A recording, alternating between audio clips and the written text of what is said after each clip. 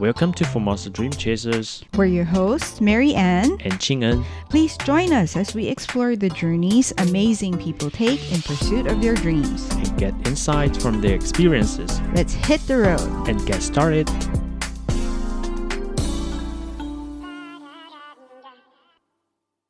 Hello and welcome to Formosa Dream Chasers. In previous episodes, Ching-en and I sat down with Taiwanese-Ukrainian couple Lin Yue and his wife Olga Kulish to find out how they came to open their Ukrainian restaurant Hata in Kaohsiung City. In the process, we learned about the Russo-Ukrainian War and its impact on the couple, which forced them to abandon their life in Ukraine and rebuild in Taiwan. We wanted to better understand the roots of this conflict. So we invited a representative from the advocacy group Taiwan Stands With Ukraine, who is also Ukrainian, to share more about the situation with us. On February 23rd, Taiwan Stands With Ukraine organized a protest in front of the Russian Economic Office in Taipei to mark 3 years since Russia's full-scale invasion of Ukraine in 2022. Ukrainians living in Taiwan, along with civil society groups and activists, came together to demand justice for the victims and hold Russia accountable. In a statement, the group stressed that Russia's action threatens the rule-based international order and encourage other authoritarian regimes to use aggression. Today we are joined by Alex Khomenko, one of the organizers for Taiwan Stands With Ukraine, to discuss the underlying causes of the war and their efforts for the last 3 years for peace and freedom in Ukraine. So, Alex, could you tell us a bit about yourself first? What do you do and what brought you to Taiwan? Hello, thank you for having me. I came to Taiwan about 6 months before the full-scale invasion began. I'm Ukrainian. I was born in Kharkiv in the eastern Ukraine, back in what was still the Soviet Union. I saw the breakup of the Soviet Union and the birth of independent Ukraine. But a little bit after that, I left Ukraine and I went to live in the United States. And then my family moved as well. So I've lived in the United States for most of my adult life. I went to college there and worked. So my wife is Taiwanese-American. She was born in the US, but her father is Taiwanese. And so for a long time, we thought about maybe coming to Taiwan to live. And somehow everything came together.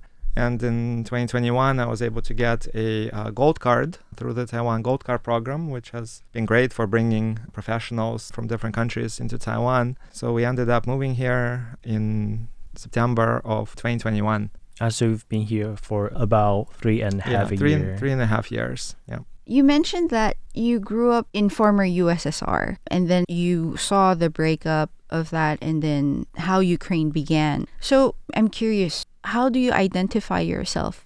Yeah, that's a very interesting question. Actually, it was a journey for me because for a long time, even though I grew up, in Ukraine as a part of USSR, my background is mixed. Like a lot of people especially from Eastern Ukraine, they have ancestors who identify as, more Russian, more Ukrainian, more, Jewish. There's a lot of Jewish ancestry in Ukraine as well. So a lot of people are very mixed. And I think it's important actually for people to realize that this is in no way an ethnic conflict. So for many years, when I just moved to the US and was going to college, I identified myself as, somebody who was born in Ukraine, but, really considered myself as kind of a post-Soviet, person, right? I knew what Soviet Union was like. I certainly knew that I didn't like it, but I didn't have perhaps that strong of a connection to the newly independent Ukraine. And over the years, I visited back, once because I don't have any family there. I have classmates, I have friends. So just kind of watching Ukraine evolve from afar. But it all changed in 2014. 2014 is when the war actually started, right? Ukraine went through what is known now in Ukraine as the Revolution of Dignity, where a series of protests against the pro-Russian president at the time, Yanukovych, resulted in the security forces attacking the protest in the center of Kiev and massacring more than 100 people, which then in turn led to a very widespread uprising. And, Yanukovych fled to Russia, and then the parliament formally voted to impeach him after that. And so that was the birth of, I think, the current Ukrainian state, rebirth, and a sort of a formal acknowledgement that the majority of the country does want to identify with EU and the West and not Russia. And then, of course, in return, Russia launched an invasion, occupied Crimea, and launched an invasion, covertly, but unquestionably an invasion into the Eastern territories. And, my own hometown and some other places could have joined that very well, if not for some really strong actions of people there who saw what was coming and protested. And for me, living in the US at the time, there was kind of no question at that moment of who I supported, because I saw over the years what Russia was turning into. And you could see, that they were just trying to go back to the Soviet times and rebuild the Soviet Union, right, and expand their sphere of influence and becoming increasingly authoritarian. And it was basically the opposite of what I believed in for my country, Ukraine, and also having lived in the US for a very long time, which, despite whatever's happening there now, still remains, I think, an example of a very strong democratic state. Hopefully it will remain that way. But yeah, so there was no question for me that I supported Ukraine.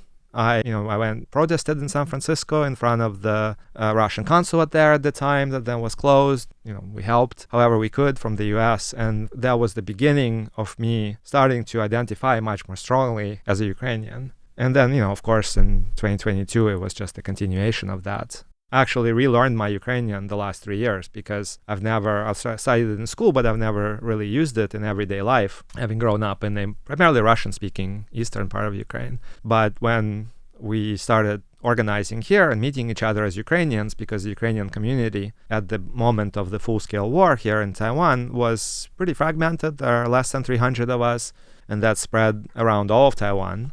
So we really started connecting with each other and rallying together, starting on that fateful day. And it was clear that people really want to use Ukrainian as the main language, including many Ukrainians who, like me, grew up in formerly Russian-speaking parts of Ukraine. So I quickly relearned my Ukrainian, and I think I'm pretty fluent by now. Mm-hmm. So that's kind of the long story of my self-identification and how I came to where I am today. And I sometimes say, for me, unlike the younger generation who we have here who really grew up in a strong independent Ukraine, for me, it started with the understanding the Soviet Union and really disliking that form of authoritarian state and just really hating what Russia was becoming, which was kind of the second incarnation of that. And then from there, really kind of finding myself back as a Ukrainian. Yeah, as Taiwanese, I want to ask Alex to share your observation about Taiwanese identity, but we'll put that discussion later. Maybe we can go back to your experience here in Taiwan. So what do you like or dislike about Taiwan? Overall, I'm very comfortable here. I grew up in a big city, so for me, being in a city is comfortable. Taiwan is incredibly friendly, especially to foreigners. But I think just generally friendly and fairly open compared to some of the other countries in Asia. And so, we've always felt quite welcome. I like the food. I like the people. For me, almost my entire Taiwan experience has been really colored by the fact that the war began so soon after we came here. And so for me, personally, it's really hard to separate my Taiwanese experience from what I'm doing for Taiwan Stands With Ukraine, which I thankfully have an opportunity to do. The flip side of it is that, my family has been hit really hard by this because it's really falling on my wife to a large degree to have, the primary role in taking care of the kids and their education and all that. And so, my kids are pretty young and dealing with the Taiwanese education system and finding the best opportunities for them. It's all just been quite difficult. We try, but it's really hit the family hard, and I'm grateful for all their support. I understand. Mm-hmm. Yeah. I hope you don't mind us delving a little bit deeper about your experience here in Taiwan. You actually first gained attention in Taiwan as the sole protester standing outside of the Russian de facto embassy in Taipei right after Russia invaded Ukraine in 2022. Could you share with us how that came about? Bring us there with you. What were your thoughts at the time? What pushed you to take action immediately? Yeah. Absolutely. It's still kind of fresh in my memory. So, as if you remember, and hopefully your listeners also, if they were paying attention, remember, the run up to the war was, pretty open and pretty public, right? Russia was massing the troops, lying on television that they had no plans to invade and doing all the things that Russia does. And in Ukraine, while there was, of course, concern and worry, there was also a little bit of the, happy face being put on because, on one side you want to be prepared, on the other side you don't want to really have the population panic. And, until the last moment, I think many of us maybe did not want to believe that it would happen because we knew, and we can see it now, of course, clearly after 3 years, there's no going back from that. While the 2014 conflict, when it began, a lot of people still kind of held on to illusions that, well, it's just one part of the country and maybe it doesn't really, even though there was a real war going on there, right? Even in Ukraine, a lot of people who were a little bit removed from that could sort of ignore the reality of what was happening and consider it to be something that is, a little bit localized. But an invasion like this, it changes everything forever, right? None of us will ever forgive Russia and many Russians for what they've done and what they are doing. And the relationship between the countries and the people will not be the same for generations to come. And so because of how just, how huge of a change it is, many of us still wanted to believe that it wouldn't come to that. They would not dare to do that. But we also worried. And I remember a few days before it began, I looked up where the Russian consulate was because having protested in San Francisco in 2014, I knew that, okay, if something did start, I would have to do something. And going to protest was the first kind of logical step that I could imagine I could easily take myself. And so I looked up where the consulate was, and turns out it wasn't too far from where I lived. And so I knew that if something did happen, I would be there. And so on the morning of the 24th, it was a Thursday, I was in a Chinese class. And I remember, I think as I was walking to class, which was around 10 o'clock Taiwan time, I think I gave my mom a call. They live in Chicago, so it was, late night there. And we just, talked maybe briefly about what we thought would happen. And she was thinking that, it would still be okay. Nothing would happen. And then I remember sitting in class, couldn't concentrate on anything, right? And I was just sitting there and I was just refreshing Twitter on my phone constantly, monitoring what was happening.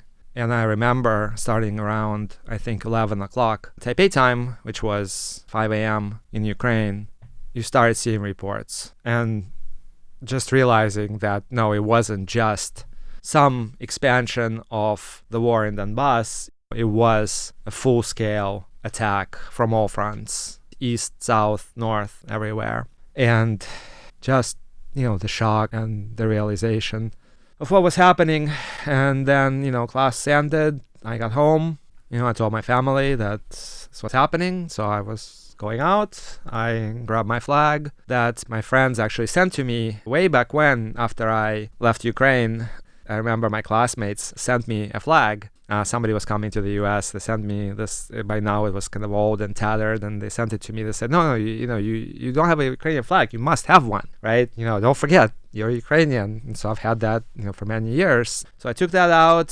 I wrote just a little sign on a piece of cardboard, Russia out of Ukraine, and I went to the Russian office. I actually went into the building and I went up to the 9th floor where their office is just to check that it was actually there, because it's just an office building. There's no sign outside. And yeah, there was the office. It was closed. It was still COVID time. And but yeah, I saw it. So then I went back down. I just stood on the corner. I unrolled my flag, my sign, and I asked some passerby to take a picture of me, and then I put it on Twitter, and I asked some people. I didn't know many people in Taiwan then. We were just kind of settling in and just starting to get a feel for what was going on. But the English-speaking Twitter in Taiwan is a pretty small community of people, and a lot of people know each other. And so I reached out to a few people I followed, and I just said, hey, please, can you retweet, this photo of me? I'm standing in front of the Russian office protesting.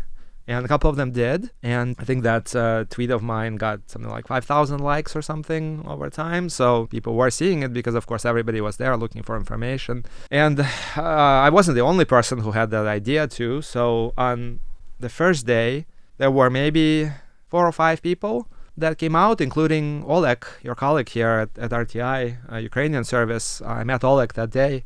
He came, but I met him. I met a couple of other people. And then I came back next day on Friday, and that day there were probably about 20 people there, including some people who saw my tweet, some people who just came on their own and started also posting about it. And then by the third day, on Saturday, there were more than 100 people there. There was a huge crowd, police, reporters, and that was the start of what was a series of protests that lasted for at least 100 days. We were there every day for 100 days. So that was the start of the activity that really brought together the Ukrainians in Taiwan and also what became Taiwan Stands With Ukraine. A few months ago, we went to Kaohsiung and we got to sit down and talk with Olga Kulish and her husband Lin Yue. And we were learning more about their journey. And Lin Yue mentioned that many Taiwanese might mistakenly think that the war started in 2022, but in reality, it has been going on for 10 years. He shared that in 2014, Russia held illegal referendums in Crimea and Donbass, forcibly incorporating those regions into its territory. And Russia claimed this was to protect the Russian-speaking residents there and spread the narrative that the people in those regions no longer wanted to be Ukrainian, instead preferring to become Russian citizens. And Russia ultimately took control of these areas successfully, and this happened almost without any military conflict, but through political maneuvering. So could you comment more on this? The war did begin in 2014. I think it's not entirely accurate to say, not at all accurate to say that it happened without a military conflict. There was a war. It wasn't a full-scale war, but there absolutely was. And he was financed and armed and supported by Russia, right? How else people in Donbass would suddenly acquire tanks and fighter jets and, a anti-aircraft Buk missile that was used to shoot down the Malaysian Airlines flight from Amsterdam over Ukraine, right? So, those things, you can't buy them in a shop, right? So while it is certainly true that at the time there could have been some people in those regions who were pro-Russian and wanted to identify with Russia. That does not excuse launching an invasion by any means, right? A lot of people in Donbass, why were they pro-Russian? Perhaps because for many, many years, Soviet Union was, I wouldn't say replacing the population, but certainly there was a lot of movement of people within the Soviet Union, and a lot of people living in Donbass were people who have moved there in the last, however many, 50, 100 years, right? A lot of them were ethnically Russian. So that was the underlying situation there. But I have friends here, we have Ukrainians here, plenty of them, who grew up in Donbass, grew up in Lugansk. My friend Maria is from Bakhmut, the city that no longer exists because it was erased by Russians from the face of the earth. These people grew up speaking Russian, right? These people grew up in those regions, and they are as pro-Ukrainian as one can be. So, like I said, it's not an ethnic conflict. The underlying reasons for those conflicts are about the direction in which people want their state to go, right? And the mentality that they want to have. There is a very clear split between what Russia is, a top-down, authoritarian, repressive state that is really going back to its imperialistic roots and trying to conquer its neighbors and suppress any dissent, suppress any minorities within their borders. And what Ukraine has become, and what sort of true Ukraine was for generations, a people and a country who wanted to be free.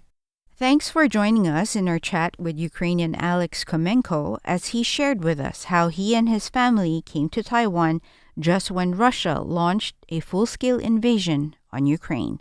Please remember to tune in next week as we learn more about the roots of the war.